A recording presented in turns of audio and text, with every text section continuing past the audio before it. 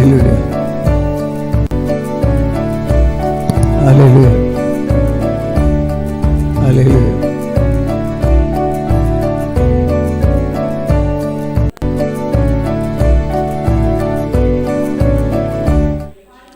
Hallelujah.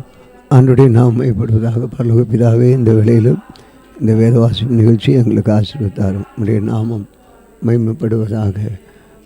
பரிசுத்த ஆவியானவருடைய செயல் கூட காணப்படும்படி ஒப்புக் கொடுக்கிறோம். இயேசுவின் நாமத்தில் கேட்குறோம் பிதாவே, ஆமென். இன்றைக்கும் நாம் வாசிக்க வேண்டிய வேத பகுதி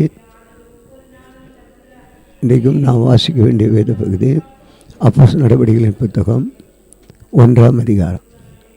அப்போஸ்தலர் நடவடிக்கைகளின் புத்தகம் 1ஆம் அதிகாரம். தேவப்பிலுவே இயேசுவானவர் தாம் தெரிந்து கொண்ட அப்போஸ்தலருக்கு பரிசுத்த ஆவியினாலே கட்டளையிட்ட பின்பு அவர் எடுத்துக்கொள்ளப்பட்ட நாள் வரைக்கும் செய்யும் உபதேசிக்கவும் தொடங்கின எல்லாவற்றையும் குறித்து முதலாம் பிரபந்தத்தை உண்டு பண்ணினேன். அவர் பாடுபட்ட 40 நாளளவும் அப்போஸ்தலருக்கு தரிசனமாகி தேவனுடைய ராஜ்யத்துக்குரியவைகளை அவர்களுடனே பேசி அநேகம் தெளிவான சிஷ்டாந்தங்களினாலே அவருக்கு நம்மை உயிரோடு இருக்கிறவராக காண்பித்தார். அன்றியும் அவர்களுடனே கூடி வந்திருக்கும் பொழுது அவர்களை நோக்கி, யோவான் ஜலத்தினால் ஞான ஸ்நானம் கொடுத்தான், நீங்கள் சில நாளைக்குள்ளே பரிசுத்த ஆவியினாலே ஞான ஸ்நானம் பெறுவீர்கள். ஆகவே பரிசுத்த ஆவிக்குள்ளாகவே ஞான ஸ்நானம் பெறுவீர்கள். ஆகையால் நீங்கள் எருசலேமை விட்டு போகாமல் என்னிடத்தில் கேள்விப்பட்ட பிதாவின் வாக்குத்தத்தம் நிறைவேற காத்திருங்கள் என்று கட்டளையிட்டார். அப்பொழுது கூடி வந்து அவரை நோக்கி, ஆண்டவரே, இக்காலத்தில் ராஜ்யத்தை இஸ்ரவேலுக்கு திரும்ப கொடுப்பீர் என்று கேட்டார்கள். அதற்கு அவர், பிதாவானவர் தம்முடைய ஆதீனத்தில் வைத்திருக்கிற காலங்களையும் வேலைகளையும் அறிகிறதுக்கு உங்களுக்கு அடுத்ததல்ல. பரிசுத்த ஆவியினிடத்தில் வரும்பொழுது நீங்கள் பலனடைந்து எருசலேமிலும் யூதேயா முழுவதிலும் சாட்சிகளாகி சமாரியாவிலும் பூமியின் கடைசி பரியந்தம் சாட்சிகளாக இருப்பீர்கள் என்றார். இவைகளை அவர் சொன்ன பின்பு அவர்கள் பார்த்து கொண்டிருக்கையில் உயர எடுத்துக்கொள்ளப்பட்டார். அவர் கண்களுக்கு மறைவாக ஒரு மேகம் அவரை எடுத்துக்கொண்டது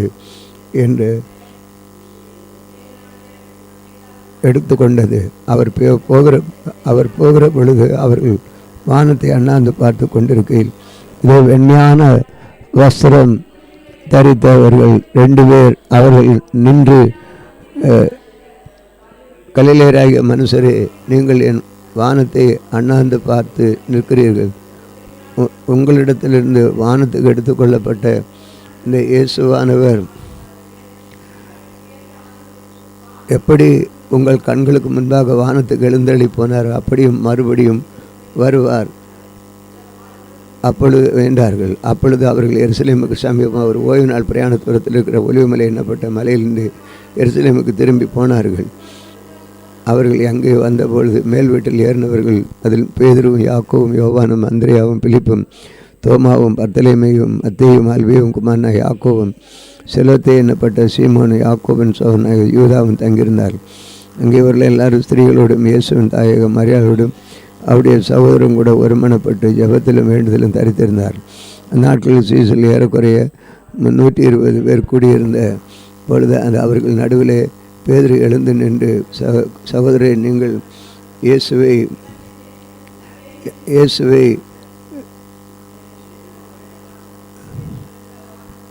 பிடித்தவர்களுக்கு வழிகாட்டின யூதாசை குறித்து பரிசுத்த ஆவி தாவீதின் வாக்கினாலே சொன்ன வேத வாக்கியம் நிறைவேற வேண்டியதாக இருந்தது. அவன் எங்களில் ஒருவனாக எண்ணப்பட்ட அந்த ஊழியத்தில் பங்கு பெற்றவனாக இருந்தான். அநீதத்தின் கூலியினால் அவன் ஒரு நிலத்தை தலைகளாக சம்பாதித்து தலைகளாக விழுந்து அவன் வயிறு விடுத்து குடல்கள் சரிந்து போயிட்டு, இது எருசலேம் குடிகள் யாவருக்கும் தெரிந்திருக்கிறது. அதனாலே எருசலேம் குடிகளுக்கு யாவருக்கும் தெரிந்திருக்கிறது. அதனாலே அந்த நிலம் அவருடைய பாசையிலே இரத்த நிலம் என்று சொல்லப்படுகிற அல்கல்தாமா எண்ணப்பட்டிருக்கிறது. சங்கீத புஸ்தகத்தில் அவனுடைய வாசஸ்தலம் பாழாக்கப்பட்டது. அவனுடைய நிலம் அவருடைய பாழாக்கப்பட்டது. ஒருவனும் அதில் வாசம் பண்ணாதிருப்பானாக என்றும் அவனுடைய கண்காணிப்பை வேறொருவன் பெறக்கடவன் என்றும் எழுதியிருக்கிறது. ஆதலால் யோவான் ஞானஸ்நானம் கொடுத்த நாள் முதற்கொண்டு கர்த்தராகிய இயேசுவானவர் தம்மிடத்திலிருந்து உயிர் எடுத்து கொள்ளப்பட்ட நாள் வரைக்கும் அது நம்மிடத்தில் சஞ்சரித்த காலமெல்லாம் எங்களுடனே இருந்த மனுஷர்களில் ஒருவன் அவர் உயிரோடு இருக்கிறதை எங்களுடனே சாட்சியாக ஏற்படுத்த வேண்டும்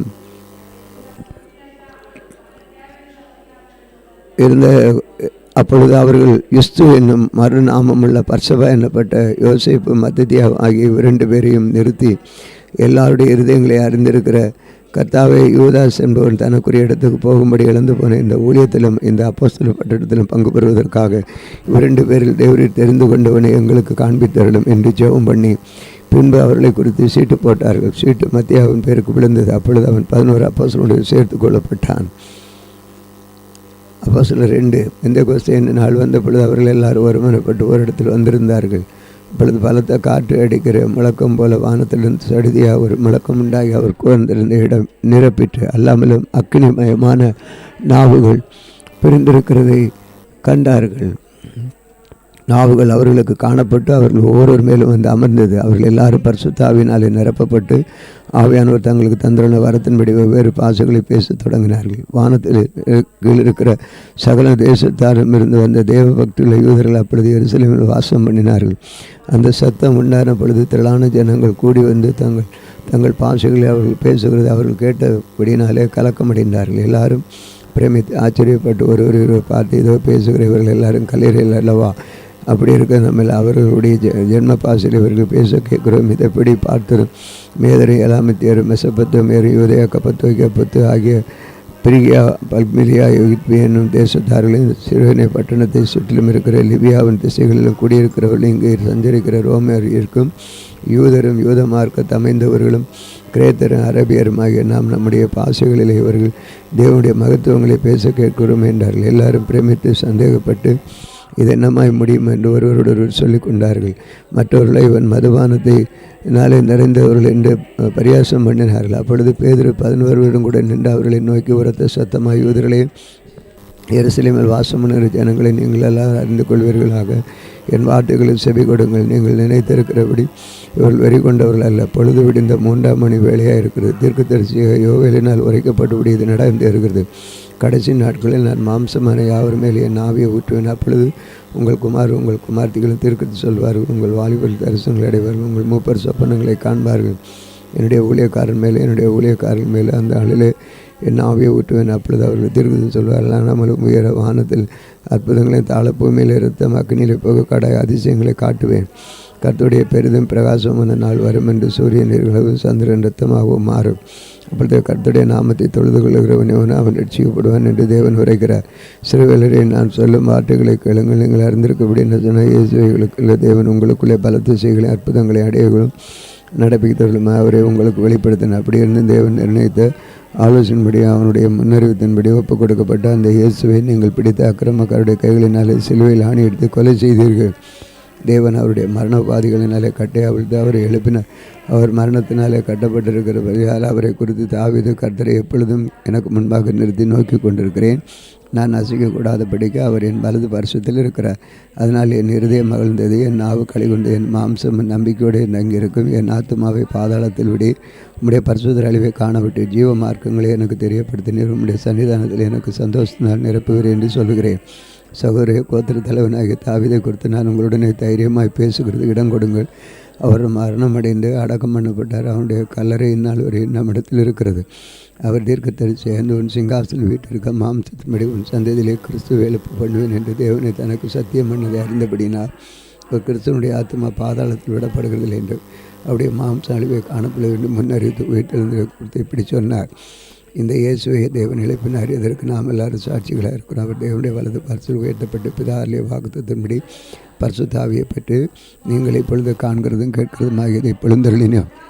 தாவீது பரலோகத்திலிருந்து எழுந்து போகவில்லையா? நான் உம்முடைய சத்துருக்களை உமக்கு பாதப்படியாக்கி போடும் வரைக்கும் நீ என் வலது பார்சல் உட்காரும் என்று கர்த்தரின் ஆண்டோடைய சொன்னார் என்று அவனை இருக்கிறேன். ஆகையினால் நீங்கள் சிலுவையில் அறிந்த இந்த இயேசுவை தேவன் ஆண்டவரும் இரட்சகருமாக இருக்கிற திரும்ப இஸ்ரவேல் யாவரும் நிச்சயமாக அறிய கடவுள் என்றார்.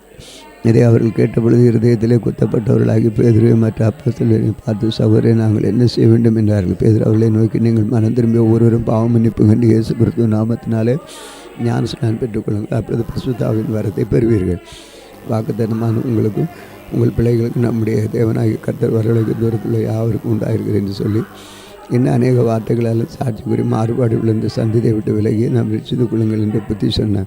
நம்முடைய வார்த்தையை சந்தோஷமாக ஏற்றுக்கொண்டவர் ஞானஸ்நானம் பெற்றார். அன்றைய தினம் ஏறக்குறைய 3000 பேர் சேர்த்துக் கொள்ளப்பட்டார்கள். அவர் அப்போஸ்தலருடைய உபதேசத்தில் அந்நியோன்யத்தில் அப்பமிட்டுவதிலும் ஜெபம் பண்ணுவதிலும் உறுதியாக தடுத்திருந்தார். எல்லாருக்கும் பயம் உண்டாயிட்டு அப்போஸ்தலர்களால் அநேக அற்புதங்கள் அடையாளங்கள் செய்யப்பட்டது. விசுவாசிகள் ஒருமித்திருந்து சகலத்தையும் பொதுவாக அனுபவித்தார். காணி ஆட்சிகளையும் ஒவ்வொருவனுக்கு தேவையான தக்கதாக அவைகள் எல்லாருக்கும் பகிர்ந்து கொடுத்தார்கள். அவர்கள் வருமானப்பட்டவர்களாக தேவாலயத்தில் அனுதினமும் தரித்திருந்து வீடுகள் தோறும் அப்பம் பெற்று மகிழ்ச்சியோடும் கபடமில்லாத இருதயத்தோடும் ஜெபம் பண்ணி தேவனை துதித்து ஜனங்கள் எல்லாரிடத்திலும் தயவு பெற்றிருந்தார். ரட்சிக்கப்படுகிறவர்களை கர்த்தர் அனுதினமும் சபையில் சேர்த்து கொண்டு வந்தார். அதிகாரம் 3 ஜெபவேளை 9 மணி நேரத்தில் பேதுருவும் யோவானும் தேவாலயத்தில் போனார்கள். அப்பொழுது தன் தாயின் வயிற்றிலிருந்து சப்பானியாக பிறந்த ஒரு மனுஷனை சுமந்து கொண்டு வந்தார்கள். தேவாலயத்தில் பிரவேசிக்கிற இடத்தில் பிச்சை கேட்கும்படி நாடோறும் அவர்களை அலங்கார வாசல் எனப்பட்டு தேவாலய வாசலில் வைப்பார்கள். தேவாலயத்தில் பிரவேசிக்கிற போது பேதுருவையும் யோவானையும் அவன் கண்டு பிச்சை கேட்டான். பேதுருவும் யோவானும் அவனை விட்டு பார்த்து, எங்களை நோக்கி பார் என்றார்கள். அவன் அவர்களிடத்தில் ஏதாவது கிடைக்கும் என்று எண்ணி அவர்களை நோக்கி பார்த்தான். அப்பொழுது பேதுரு, வெள்ளியும் பொண்ணும் என்னிடத்தில் இல்லை, உனக்கு என்னிடத்தில் உண்டதை உனக்கு தருகிறேன் என்று சொன்ன நாமத்தில் எழுந்து நட என்று சொல்லி வலது கையினால் அவனை பிடித்து தூக்கிவிட்டான். உடனே அவனுடைய கால்களும் கரடுகளும் பலன் கொண்டு அவன் குதித்தெழுந்து நின்று நடந்து குதித்து தேவனை துதித்து கொண்டு தேவனுடன் தேவாலயத்துக்கு பிரவேசித்தான். அவன் நடக்கவும் தேவனை துதிக்கவும் ஜனங்கள் எல்லாரும் கண்டு தேவாலயத்தின் அலங்கார வாசலண்டை பிச்சை கேட்க வந்திருந்தவனை வந்தான் என்று அறிந்து அவனுக்கு சம்பவத்தை குறித்து மிகவும் ஆச்சரியப்பட்டு பிரமித்தார். குணமாக்கப்பட்ட சப்பானி பேதுருவை யோவானையும் பற்றி கொண்டிருக்கிறேன். ஜனங்கள் எல்லாரும் பிரமித்து சாலமோன் மண்டபம் என்னப்பட்ட மண்டபத்தில் அவரிடத்தில் ஓடி வந்தார்கள். பேதுரு அதை கண்டு ஜனங்களை நோக்கி, சிறுவேலயத்தை குறித்து நீங்கள் ஆச்சரியப்படுகிறது என்ன? நாங்கள் எங்கள் சுயசத்தினாலாவது எங்கள் புத்தினாலாவது பக்தினாலாவது இது நடக்க பண்ணினோம் என்று நீங்கள் எங்களை நோக்கி பார்க்கிறது என்ன? ஆபிரகாம், ஈசாக்கு, யாக்கோபு என்பவருடைய தேவனாகிய நம்முடைய பிதாக்களின் தேவன் நம்முடைய பிள்ளையாகிய இயேசுவை மகிமைப்படுத்தினார். அவரை நீங்கள் ஒப்புக் கொடுத்தீர்கள். பிலாத்து அவரை விடுதலையாக்கி தீர்மானித்த பொழுது அவனுக்கு முன்பாக அவரை மறுதளித்தீர்கள். பரிசுத்தம் நீதியுமுள்ள அவரை நீங்கள் மறுதளித்து கொலைபாதகனை உங்களுக்கு விடுதலையாக்க வேண்டும் என்று தெய்வாதிபதியை கொலை செய்தார்கள். அவரை தேவன் மருத்துவம் எழுப்பினார். அதற்கு நாங்கள் சாட்சிகளாக இருப்போம். அவருடைய நாமத்தை பற்றி விசுவாசத்தினாலே அவருடைய நாமமே எங்கள் பார்த்து அறிந்திருக்கிற இவனை பலப்படுத்தினது. அவள் உண்டாகிய விசுவாசமே உங்கள் எல்லாருக்கும் முன்பாக சர்வ உங்கள் தகனத்தை அவனுக்கு கொடுத்தது, சர்வ சுகத்தை கொடுத்தது. சகோதரர், நீங்களும் உங்கள் அதிகாரிகளும் அறியாமையினால் இதை செய்தீர்கள் என்று அறிகிறேன். கிறிஸ்து பாடுபடுவார் என்றும் தேவன் தம்முடைய தீர்க்கதரிசிகள் எல்லாருடைய வாக்கினாலும் முன்னறிவித்த விதமாக நிறைவேற்றினார். ஆனபடியினால் கர்த்தருடைய சன்னிதானத்திலிருந்து இளைப்பாறுதலின் காலங்கள் வருகிறதற்கு முன்னே குறிக்கப்பட்ட இயேசு கிறிஸ்து அவர் உங்களிடத்தில் அனுப்பும்படிக்கு அவங்கள் நிவர்த்தி செய்யப்படும்பட்டு உங்கள் மனம் திரும்ப குணப்படணும். உலக தோற்றமில் தேவன் நம்முடைய பரிசுத்தத்திற்கு எல்லாருடைய வாக்கினாலும் ஒரு தேவைகள் எல்லாம் நிறைவேற்றிருமளவும் பரலோகம் அவரை ஏற்றுக்கொள்ள வேண்டும். மோசே பிதாக்களை நோக்கி, உங்கள் தேவனாகி கர்த்தர் என்னைப் போல ஒரு தீர்க்கதரிசி உங்களுக்கும் உங்கள் சகோதரன் எழும்ப பண்ணுவார். அவர் உங்களுக்கு எல்லாவற்றிலும் அவருக்கு செவி கொடுப்பீர்களாக. அந்த தீர்க்கதரிசியின் சொற் கேளாதவன் அவன் ஜனத்திற்கு நிர்மூலமாக்கப்படுவான் என்றான். சாமுவேல் முதற்கொண்டு எத்தனை பேர் தீர்க்கதரிசனம் உரைத்தார்களோ அத்தனை பேர் இந்த நாட்டிலே முன்னறிவித்தார்கள். நீங்கள் அந்த தீர்க்கதரிசி புத்திராக இருக்கிறீர்கள். அந்த சந்ததியினாலே புத்தியில் உள்ள வம்சங்கள் எல்லாம் ஆசீர்வதிக்கப்படும் என்று தேவன் ஆபிரகாமுக்கு சொல்லி நம்முடைய முன்னோர்களுடைய பண்ணின உடன்படிக்கைக்கும் புத்திராக இருக்கிறீர்கள். அவர் உங்கள் எல்லாரையும் உங்கள் பொல்லாங்குகளிலிருந்து விலக்கி உங்களை ஆசீர்வதிக்கும்படி தேவன் தம்முடைய பிள்ளையாக இயேசுவை எழுப்பி முதலாவது உங்களிடத்திற்கு அவரை அனுப்பினார் என்றார். அதிகாரம் 4. அவர்கள் ஜனங்களுடைய பேசிக்கொண்டு ஆசாரியர்களும் தேவாலயத்து சேனை தலைவனும் சதுசேயரும் அவரிடத்தில் வந்து அவர்கள் ஜனங்களுக்கு உபதேசிக்கிறதுனால் இயேசுவை முன்னிட்டு மருத்துவரிலிருந்து உயிர்த்தெழுப்புதலை பிரசங்கிக்கிறதிலும் சினம் கொண்டு அவர்களை பிடித்து சாயங்காலமாக இருந்தபடியினால் மறுநாள் வரைக்கும் காவலில் வைத்தார்கள். வசனத்தை கேட்டுள்ள அநேகர் விசுவாசித்தார்கள். அவர்கள் தொகை ஏறக்குறைய 5000 இருந்தது. மறுநாளில் ஜனங்களுடைய அதிகாரிகள் மூப்பரும் வேதபாரகும் பிரதான ஆசாரிய அண்ணாவும் காய்பாவும் யோவான் அலெக்சாந்தரும் பிரதான ஆசாரிய குடும்பத்தார் யாவரும் எருசலேமில் கூட்டம் கூடி அவர்களை நடுவே நிறுத்தி, நீங்கள் எந்த வல்லமையினால் எந்த நாமத்தினால் இதை செய்தீர்கள் என்று கேட்டார்கள். அப்பொழுது பேதுரு பரிசுத்தாவினால் நிறைந்து அவர்களை நோக்கி, ஜனத்தின் அதிகாரிகளை சிறுவில் பிள்ளை பணியாளியாக இருந்த இந்த மனுஷனுக்கு செய்யப்பட்ட உபகாரத்தை குறித்து எதனால் இவன் ஆரோக்கியமானான் என்று நீங்கள் என்று எங்களிடத்தில் விசாரித்து கேட்டார். உங்களால் இது சரி அறிவிப்பட்டு தேவனால் மருத்துவரிலிருந்து எழுப்பவிட்டோருமா இருக்கிற நசனாய் இயேசு கிறிஸ்து நாமத்தினாலே இவன் உங்களுக்கு முன்பாக சுத்தமாய் நிற்கிறான் என்று உங்கள் எல்லாருக்கும் சிறுவில் ஜனங்களாருக்கு தெரிந்து கொள்ளப்பட்டது. வீடு கட்டவர்களாகி உங்களால் அற்பமாக எண்ணப்பட்டு அவரே மூளைக்கு தலைக்கலானவர், அவரை அலைந்து வேறொருவரால் ரட்சிப்பில்லை ரட்சிக்கப்படும்படிக்கு வானத்தின் கிழங்கும் மனுஷர்களுக்குள்ளே அவருடைய நாமங்களை வேறொரு நாமம் கட்டளையிடப்படவில்லை என்று பேதுரும் யோவானும் பேசுகிற தைரியத்தை அவர்கள் கண்டு அவர்கள் படியாதவர்களா என்றும் பேதமை உள்ளவர்கள் என்றும் அறிந்தபடியினால் ஆச்சரியப்பட்டு அவர்கள் இயேசுடனே கூட இருந்தவர்கள் என்று அறிந்து கொண்டார்கள்.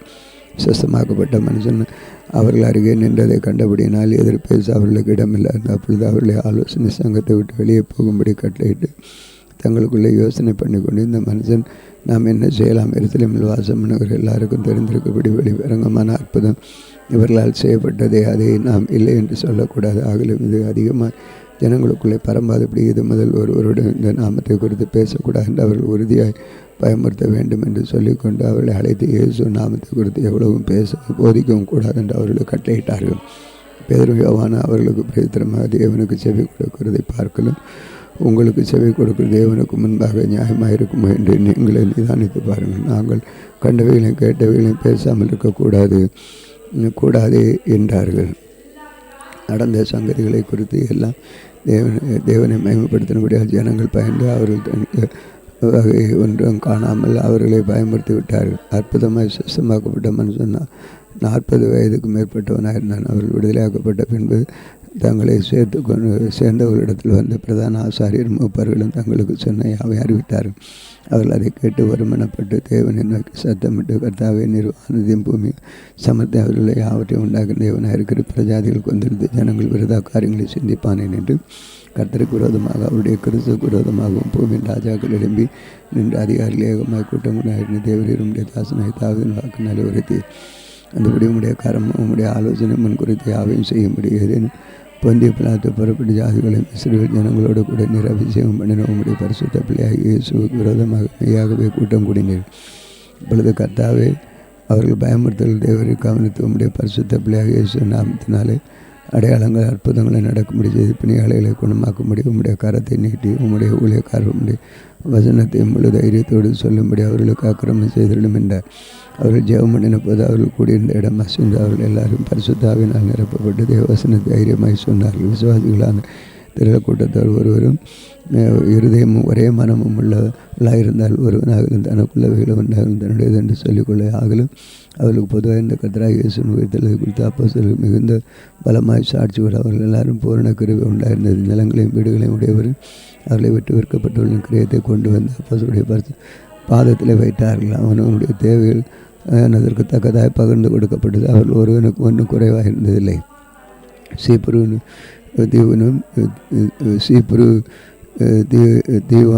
தீவானும் லேவியனும் அப்போஸ்தலனாகிய ஆறுதலின் மகன் என்று அர்த்தம் கொள்ளும் பர்னபா என்று மறுபேர் விட்டவனுமாகிய யோசே என்பவன் தனக்கு உண்டாயிருந்த நிலத்தை விட்டு அதன் கிரயத்தை கொண்டு வந்து அப்போஸ்தலருடைய பாதத்தில் வைத்தான். நாம் வாசிக்க வேண்டிய வேதத்தை வாசி முடிந்தது. நாம் செய்வோம். அன்பின் ஆண்டவரே, இந்த வேளையில் எங்களுடைய வாழ்க்கையில் கர்த்தர் செய்த கிருபைகளுக்காக ஸ்தோத்திரம். உங்களுடைய நாமம் மைவிட கர்த்தர் இந்த நாளில் எங்களை வழிநடத்தி ஆண்டவரே இந்த புதிய நாளை தந்ததுக்காக உமக்கு நன்றி. இயேசுவின் நாமத்தில் கேட்குறோம் எங்கள் அன்பின் பிதாவே, ஆமென். இந்த நாளிலும் எங்களுக்கு விரோதமாய் கிரீஷையில் அந்த வல்லமை நாவிகளை இயேசு கிறிஸ்து நாமத்தில் கடிந்து கட்டுகிறோம். ஆமென், ஆமென்.